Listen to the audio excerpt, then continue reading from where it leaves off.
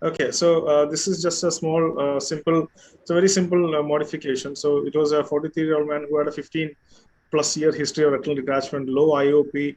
It was the both eyes, the other eye effect was affected centrally. So and with a total cataract, this is what the eye looked like, and this is just start the surgery and describe what we did.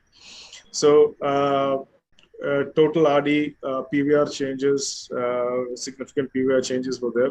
So this is when we cleared the vitreous, we did the fluid air exchange, and you can see because the traction is not relieved, the air is going underneath the retina at this point of time. So I took, as usual, we took a relatively put the patient back on fluid, and we took an early decision to go for a retinectomy. And what we planned in this patient was a 360-degree retinectomy, basically. And you can see the air bubble moving all around the place. So we partially filled with stabilizing the posterior pole, we filled it, and we started the retinectomy. The way I do 360 is I leave small tags while going around so that the retina doesn't twist or turn.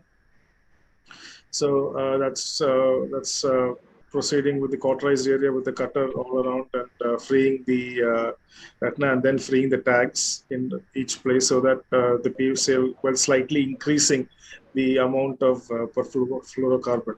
So the tension was more in the temporal area, and while that happened, I had a slippage of PFCL underneath the retina at this point of time. So there was a little bit of maneuvering to take out the subretinal PFCL. So that was it came off after folding the retina. We could take off the subretinal PFCL,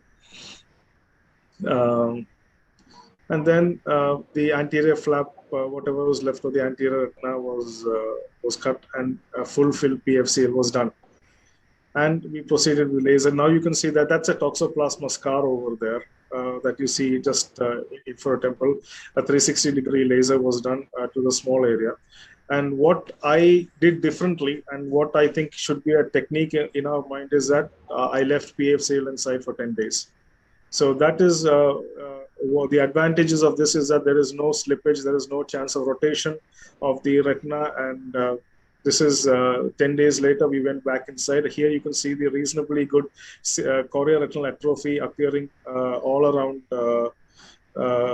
You can see the chorioretinal line, right? And I just put one more small layer just to prove that the retina is attached over there, essentially. So we've got a very small retina, but an attached and quite a safe retina over there. And this is what the advantages I thought of this technique is that there is no intraoperative slippage or rotation, reduced surgical time. While doing the retinal RP, there's no separation after the laser. The retina is kept intact, nil need of a face down position, and quite a significant reduced secondary, gliotic changes in the first 10 days at least. So thank you, sir. Let's, we can have a good discussion of this. Excellent point for discussion. Would like to ask Dr. Aditya is here. Would like to ask Aditya, what is your take on like initial those cases of like severe PVR, and we don't have the access of the Densiron as of now. So earlier we could have done these things with the same kind of maneuver with Densiron. Aditya is not here. Yeah, just quick comment. So this is a technique which championed by Steve Charles, and he's repeatedly talked about it. He follows it very regularly, and for all, even just GRTs, whether it's superior, inferior, nasal, he uses this, and they've had good results with this. So this is something which in Australia also they've been using this for quite some time. I think Manish is also doing this technique routinely. Yeah. Manish Nagpal. Yeah, so this is basically something we learned in Sydney when I was doing fellowship. So it's a common technique in GRTs where the surgical time is very low. You just leave it inside. 7 days you take it outside, and only half of the times you require gas after that. Most of the times you just fill with air and it's done. Another indication is inferior PVRs. So it is wonderful for inferior PVRs where the oil meniscus is not going to support the inferior, even if you do a really good fill. So when you have to do a retinectomy inferiorly, fill it with PFCL, and patient can sit down, stand up, no need for a face down position. It's quite comfortable for the patient. Again, meticulous is that the retinectomy has to be of the adequate size. That is the only meticulous thing. Otherwise, you will have a slippage of PFCL underneath if the patient changes position. So a lavish retinectomy is the key for a good short-term tamponade with PFCL. Any economy of retina. Fully agree with you. Sorry? Wonderful, technique. We've done it in few cases. Just a question, all of you are very dynamic young surgeons. Would you have ever thought of putting in a belt buckle and not doing any retinectomy at all? In this particular patient, I don't think. No, I'm just asking as a mute question because when you showed that fluid exchange, a little bit of ear going behind. I may have, in those many years back, in such a situation, we would probably go back, slip in a belt buckle, see and how it responds. Then again, do it. It takes a little time. Retinectomy would be faster. Just a mute question. We have done it in the past. Many years back, I would have done it, put in a belt buckle, and then if it doesn't work, then maybe. Yeah, I agree with you because today morning also Dr. MPS was explaining in those cases, even putting the segmental buckle in localized PVR area, especially inferior PVR, putting a segmental buckle in that area helps in other way. But the concept is here is a different. Whether can we put it a PFCL in this kind of situation and get away when you really need to do a large or 360 degree RR.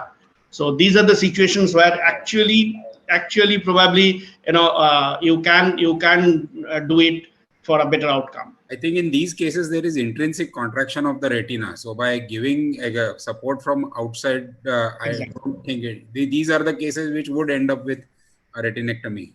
Yeah, I just agree to that in the sense that, like what Manish said, there's a lot of intrinsic shortening. So what you actually need for a buckle is a very big band. You need a 276 or something, and that also with very good shortening to really bring that in front. And you can't do it once you've got your vitrectomy ports in. It's difficult. After that, you can only just slip in a small band. So you have to plan. Yeah, Dr. Anand rightly told. A better idea.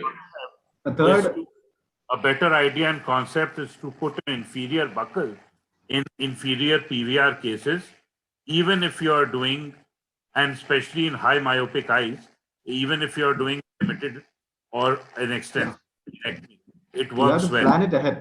Inferior buckle, all round encirclage is really not needed. Broad buckle with And the in young patients, especially in young patients. Yeah, PFCL works very well. And even in high indication myopic is eyes. RD with CDs. This is something which helps. And only how do you position these people? Do you tell them to have any position? No, they're strict on their back for the first 24 hours. Right. Then we tell them that what I advise this patient is no sudden movements.